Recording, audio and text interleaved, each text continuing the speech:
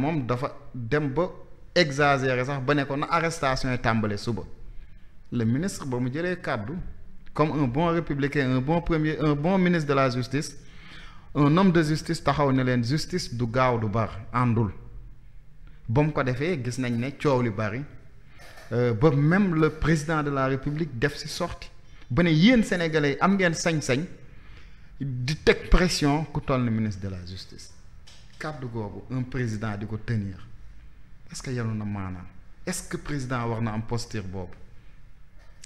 alors Thierno question bu am solo nga posé may ma tontu la jëlee ko si ñetti biir. non maa ngi lay bàyyi ngay tontu dib sànq boo ko waxee day mel ne bàyyi ma la nga tontu. non saa boo waxee da ngay dagg bàyyi ma tontu may ma temps mu tontu parce que question bu am solo la. bi ñu falee président Diomaye mu nekk président ñu def premier gouvernement. Thierno. dañu xëy suba ñu ne il y a ce qu'on appelle des ministères de souveraineté. ñu ne ku ministre bu mel ne ministre de la justice les militants de Pastef. ñi nga xamante ne waa Pastef leen ñoom ils sont en droit maanaam ñoom seen droit la ñu xalaat ne bu ñu dee former gouvernement Pastef am na ay nit ñoo xamante ne nii mën nañ ko occuper. ñu jël ministre de la justice jox ko koo xamante ne bokkul Pastef. ñu jël ministère de l'intérieur jox ko koo xamante ne nii bokkul Pastef. ñu jël ministre des finances jox ko koo xamante ne nii bokkul Pastef. jël ministre de l'économie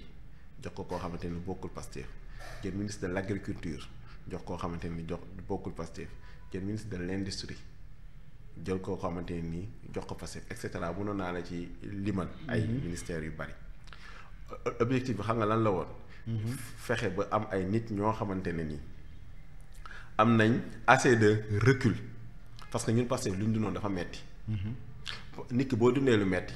effectivement day am ay séquelles yoo xamante ne nii daf la koy bàyyee donc pour certains ministères on a fait l'option on a fait le choix d'aller chercher des gens yoo xamante ne ils n'étaient pas forcément impactés dans les affaires qui se sont passées entre 2021 et 2024 ñu ut ñoo xamante ne ils sont compétents jàpp nañ ne ils sont compétents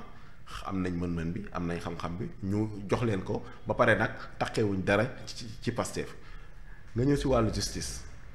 ñu ñëw jël procureur Ousmane Diagne boo xamante ni durant toute sa carrière xam nga lan lañ ko xamee bañ il a fait face au président Wade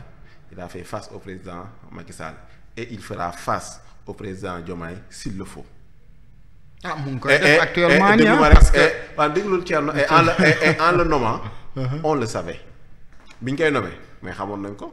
mais amoon na ñenn ñoo xamante nii su fekkante ne dañoo bëggoon utiliser justice ni ñu neexee mais am na profil yoo xamante ni mënoon nañ leen a nommer comme ni ko Macky Sall doon defee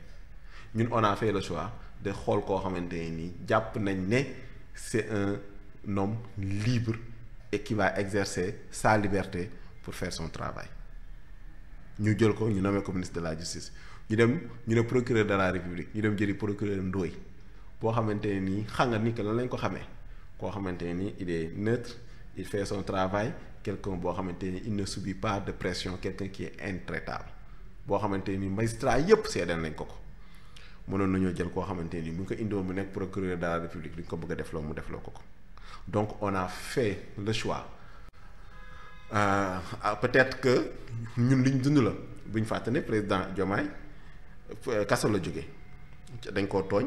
tëj ko kaso la jógee déglu ma ñëw kaso la jógee kaso la jógee waaye dañ ko tooñ tamit dañ ko tooñ tëj ko déet est-ce que li mu bindoon jamono jooju barki démb ba muy défilé jàkkaarloog militaires yi jàkkaarloog policiers yi jàkkaarloog toute l'armée lu mel noonu dina ko bindaat kaso la jógee dem prison premier ministre Ousmane Sonko kaso la jógee dem présidence premier ministre Ousmane Sonko kaso la jógee dem campagne électorale nekk premier ministre te loolu xam nga lan la justice boo xamante ni bu dëng moo ko waral léegi nag soo bëggee jubbanti justice foog nga ut des hommes ñoo xamante ni ils sont prêts à ça ils ont les capacités pour ça maanaam am nañ xam-xam bi ak mën-mën bi mais aussi ils sont prêts à le faire ñu jël leen encore une fois su fekkonte ne dañoo bëgg ay ñoo xamante ni lu ñu leen def loo ñu def ko doonuñu woon jël profil yooyu ñeneen la ñuy jël loolu mooy nekk la deuxième chose beneen bi mooy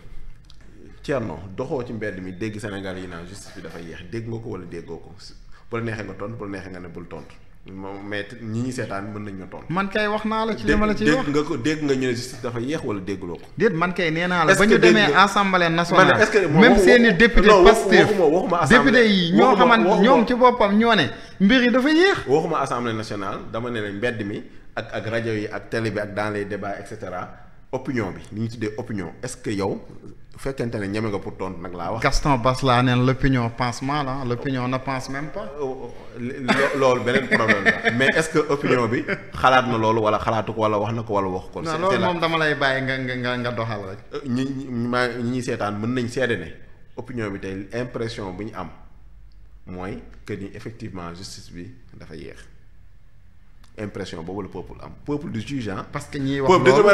wax loolu ñoom dans leur esprit dans leur entendement que dañu war a jël ñëpp ñoo xam te ñu ngi woon ci gouvernement Macky Sall jël dugal ci kaso bi comme niñ ko defee ci ñoom laj jo loolu yaa ko wax mais ñoom dama dafa am benn fil boo xamante ne bëgguma ko perdre c'est-à-dire le peuple maanaam l'opinion publique dañoo am une perception selon laquelle justice bi dafa yéex perception wu opinion publique la. ba jox autorisation le président de la république pour mu ne leen yokku leen pression bi. léegi opinion publique kan moo ko représenté député lan mooy rôle là ce sont des représentants du peuple li peuple bi di sentir li peuple bi di wax li peuple bi di bëgg baax na wala baaxul jaar na yoon wala jaarul yoon. rôle député mooy yeggee ko maanaam kàddu askan bi rôle député sa kàddu askan bi mooy nga yeggee ko yow boo demee sa gox tey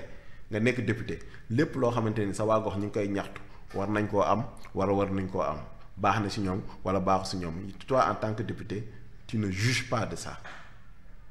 yow député bi xam nga lan nga mën mooy nga dem kàddu askan wi nga jottali ko c'est ça que les députés du Sénégal on fait. bay wax na arrestation yi tàmbali. quand le ministre député du Sénégal. député Pastef bi ministre de la justice ñëwee effectivement des députés du Sénégal ont exprimé li nga xamante ne ni l'opinion moom la doon wax exprimer ko pour ministre bi dégg ko. ba jar naa ne arrestation yi tàmbali xam nga la moo ci intéressant mais député jugé wul. mais est-ce que war na jàkkaarloo ku tël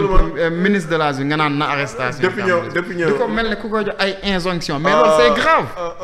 opinion jugé wul député jugé wul. mais ça c'est grave. ministre de la justice jugé wul maintenant le ministre de la justice qui est une autorité politique la réponse qu'il a servi pour moi c'est ça qui est intéressant pour moi réponse ministre bi mooy intéressant le peuple wax nga ko sànq peuple bi xamul forcément. Le peuple ne sait pas forcément xamul forcément le député n'a pas le droit de filtrer les pensées et les opinions du peuple moom du rôle am maintenant le ministre de la justice qui est une autorité politique qui est censé être un sachant koo xamante ni jàpp nañ ne xam na quelle est la réponse qu'il a donnée au peuple à travers l'Assemblée nationale c'est ça qui me paraît intéressant nee na leen li ngeen wax yépp dégg naa ko wante justice dafa am doxalin justice boobu noonu lu peuple am bëgg lu peuple yàkkamti du tax procédure yi règles yi doxalin bi ñu jalgati ko pour faire plaisir à qui que ce soit pour moi c'est ça qui a été intéressant maintenant ma répondre sur cette troisième question la réponse du président de la République le président de la République pour man c'est un communicant hors pair xam tu sais ce que ça veut dire mooy le peuple a le droit de lui mettre la pression lui-même d'abord en tant que président de la République le peuple a le droit de mettre la pression au Premier ministre parce que déglu le peuple non eggale sama raison non mais dinaa bàyyi nga àggale mais boo nee ma le président aussi c'est un communicant hors pair aussi ça aussi ça pose problème au-delà même lakin yuy am faute yeeg tout ça au-delà de ça j'en passe mais un président buy taxaw